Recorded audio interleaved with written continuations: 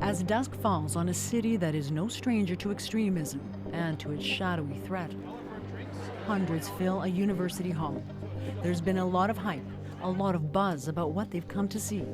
A movie that promises to shed an extraordinary light on what the road to radicalization really looks like. It's something that our community really needs to hear.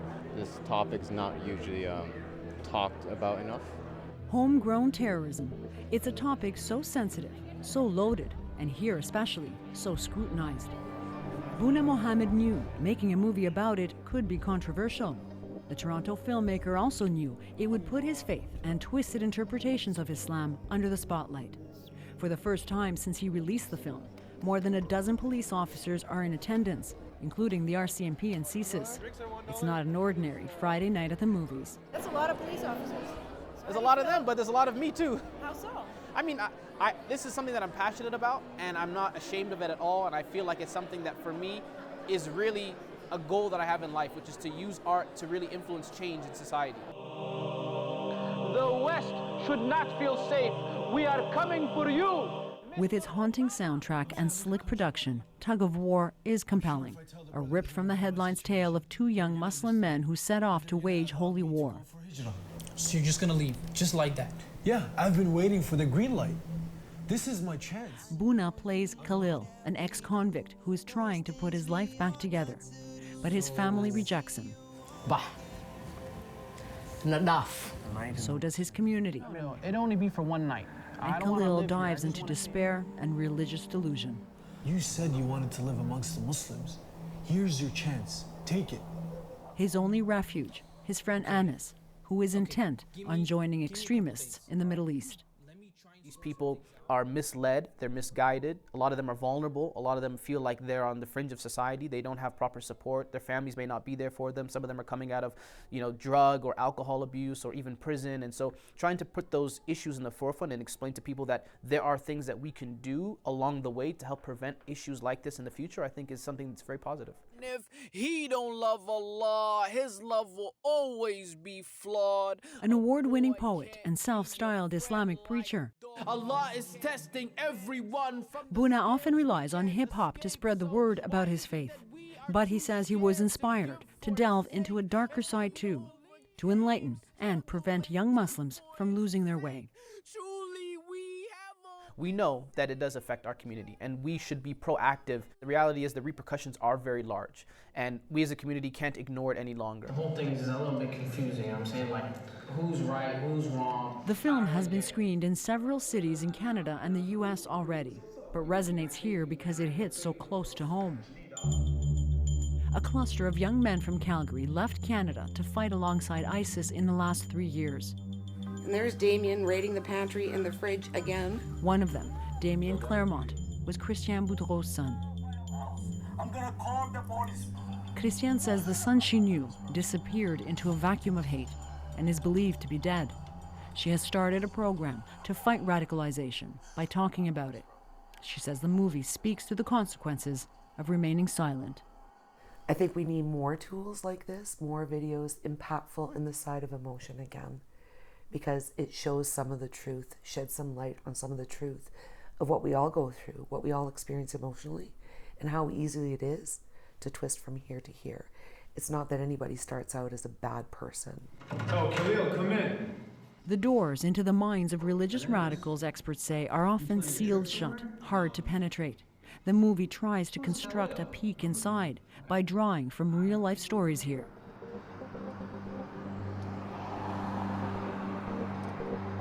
The Calgary group all attended this street-front mosque and lived together in apartments above. They shared 2 apartments, if I'm not mistaken. Sheikh Naveed Aziz took over the mosque after 6 young men took off. But he did counsel Farah Sheardon, who he says was tied up in drugs and gangs. He says Sheardon abruptly shut him out and disappeared. This is a message to Canada and all the American Tawaghi. We are coming and we will destroy you. Sheardon resurfaced months later in this diatribe against the West. We are going for you, Barack Obama. The West should not feel safe.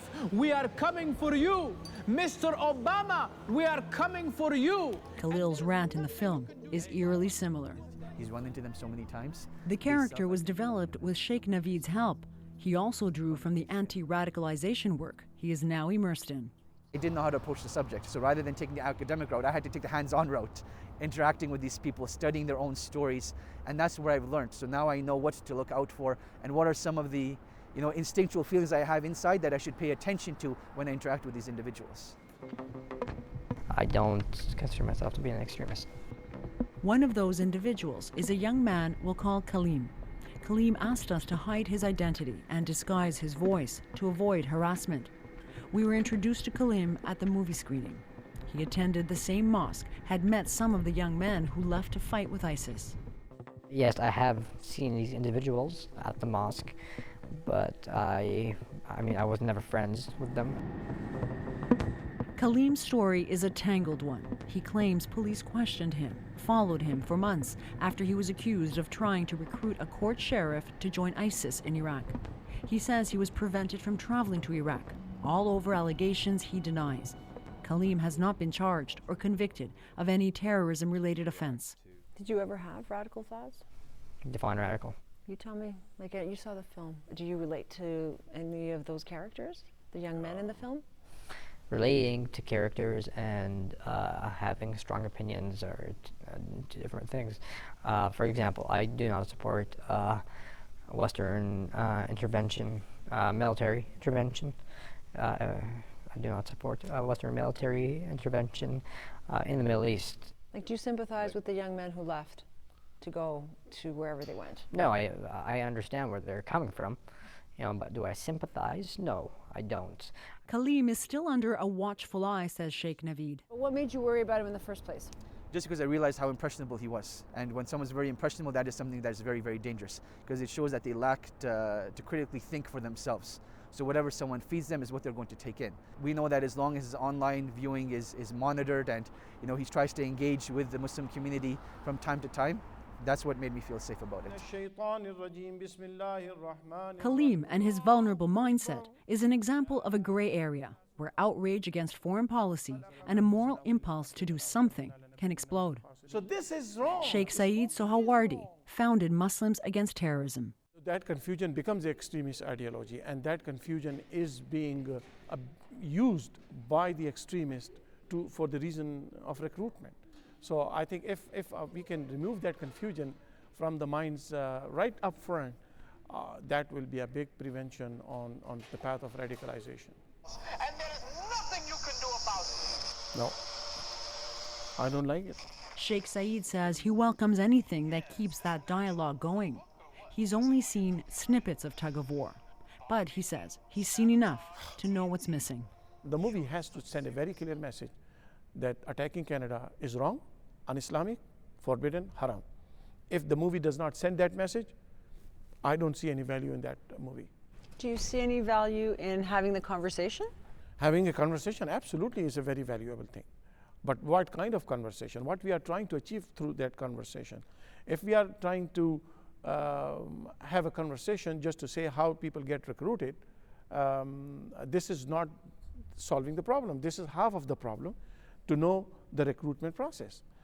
The half of the problem is how to prevent it.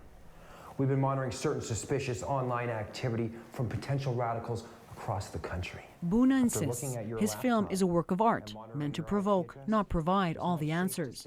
And he says despite some criticism, the reaction has been overwhelmingly positive. We saw some suspicious activity and found out where it was coming from. Even from police, despite the fact officers in the film come off as caricatures at best.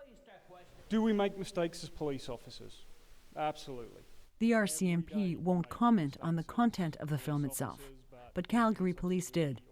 Sergeant Paul Dunn runs a new anti-radicalization program in Calgary called Redirect. He says the movie is an accurate portrayal of people in his program. The fact a Muslim is behind it makes it that much more credible. Absolutely. Absolutely. The grassroots stories or the grassroots initiatives have an immense amount of value. So as I've said before, Redirect is a piece of a puzzle. We need those grassroots initiatives to come up and tell the story from the perspective of those communities.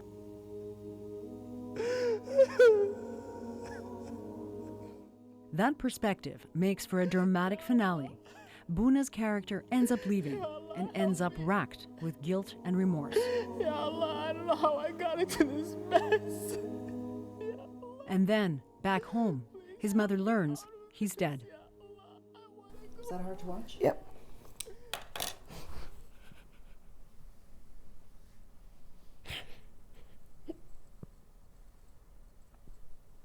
Sorry.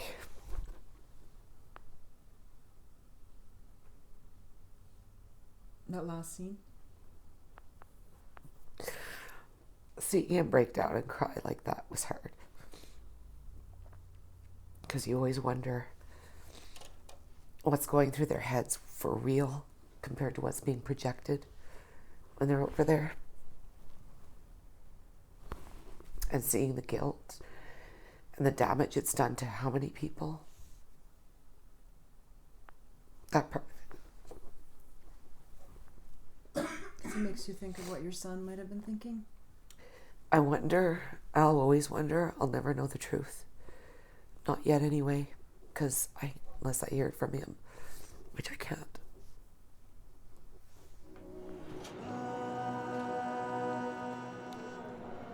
So yeah, I mean, the movie went really well, I think. The truth and Boonaa's approximation of it remains elusive. Boonaa readily admits he doesn't have all the answers, just an intent to raise questions in the hope of finding them. Joanna Rumaliotis, CBC News, Calgary.